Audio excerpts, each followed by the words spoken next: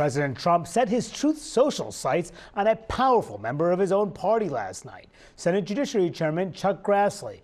After taking credit for Grassley's reelection, he then dinged him for not changing a long-standing Senate custom meant to preserve one of the last vestiges of bipartisanship for federal judiciary appointments to lower courts. And this morning, the repost started, saying Grassley is a rhino. He always has been. We need to light up Grassley's office. Come on, Grassley. Those are just some of the posts from his supporters that Trump sent out to his millions of supporters on Truth Social. And this morning, Grassley made clear he was not thrilled by the president's broadsides.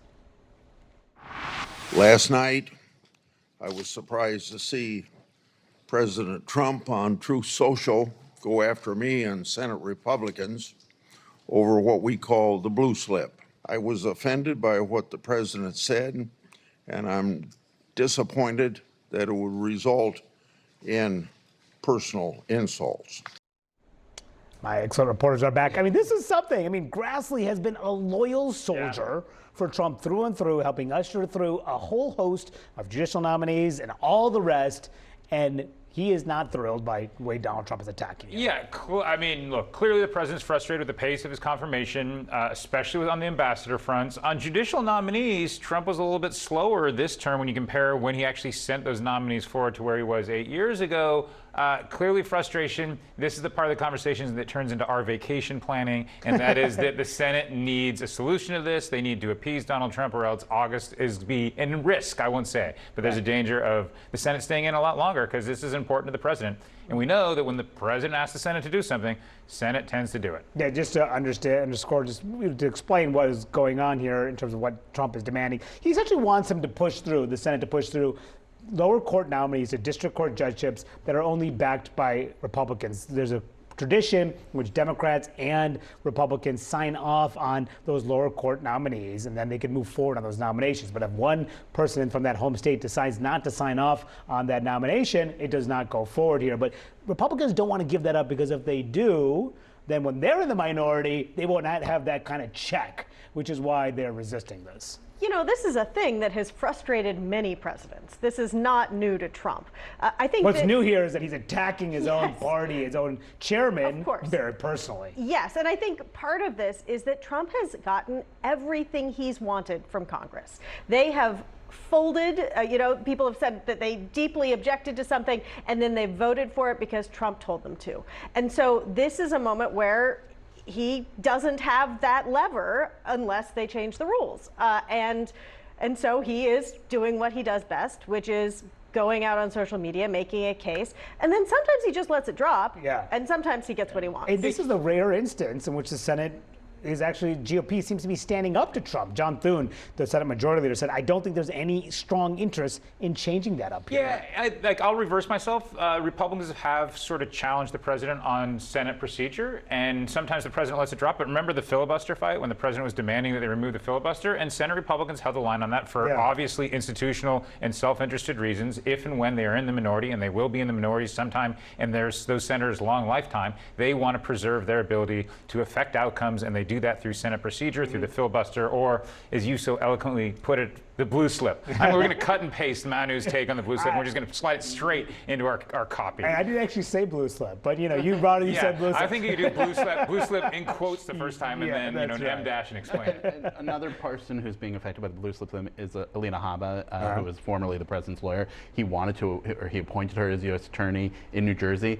A panel of judges said she's not qualified to be U.S. attorney. There was a whole rigmarole going around that he now wants to reappoint her for it, and that's because Cory Booker and Andy Kim, the senators from New Jersey, won't give her the blue slip. Yeah, that's one of the people. But also included, and we can brush by this at some point, but in that tweet or Truth Social post about Chuck Grassley, he says something that's blatantly not true. Chuck Grassley was never down by a lot. Donald Trump did not get Chuck Grassley reelected.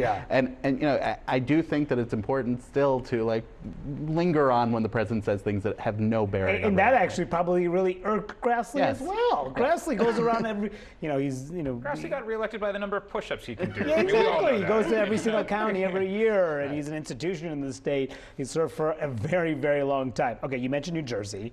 There's also a flap on the Democratic side of the aisle yesterday from the New Jersey Senator Cory Booker, who was furious at Democrats who are trying to push through a series of policing bills because of his opposition to the way the administration has been handling money to his state. What I am tired of is when the President of the United States of America violates the Constitution, trashes our norms and traditions. And what does the Democratic Party do? Comply? Allow him? Beg for scraps? No, I demand justice. I mean, this is a rare public fight, Right. and it's really a debate over tactics. Bipartisanship, when you're in the minority, are battling, and Cory Booker says we need to battle. And he was battling with Democratic Senator Cortez Masto, who has a whole different set of political dynamics that she has to navigate in her state, which she raised, I think, in an NBC interview after the fact. But this is also Senator Booker, who earlier this year did his 25-hour speech on the floor against the Trump administration's policies. The thing is that the needle isn't really moving when it comes to polling with Democrats. There is still a majority of Democrats who don't believe don't really have a lot of belief and faith in the Democratic Party on multiple issues. And this type of intra-party sort of fracturing, I don't know how that helps sort of the bigger issues that they're trying to navigate here. Yeah, but what it speaks to is that there are a lot of parts of the Democratic base of voters and among Democratic elected officials, Democratic senators, as all of us know on the table, who feel like the Democratic Party just needs to fight more.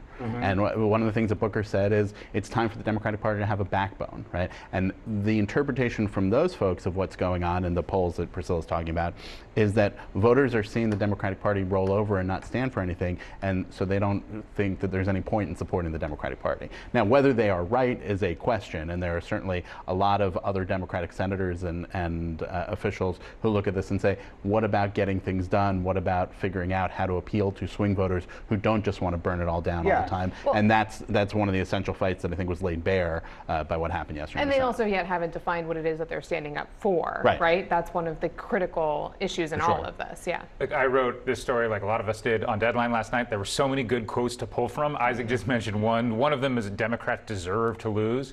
Look, Booker's pretty hot. It's also pretty clear that he has an eye towards the next presidential election. He's raised a lot of money. We know Senator Amy Klobuchar, who's also on the floor in that exchange. We don't know if she's going to run again or not. We are going to see a lot of 2028 play out in 2025 and 2026, and I think that just kind of surprised us. Booker certainly surprised his colleagues. They were taken aback by it, and now we're on notice, and we shouldn't be surprised anymore. And the big thing coming up is they're going to have to fund the government. When they come back from August recess, they'll have very few days to fund the government, and that will once again put Senate Democrats in a spot, work with the president, fight the president, potentially lead to a shutdown. And we saw what Chuck Schumer did last time, and he got so much blowback from the left for allowing the government to stay open. Yeah, it is a very big test that Senate Democrats face in this case. Yeah, no question. We'll see how that plays out. No one quite knows just yet.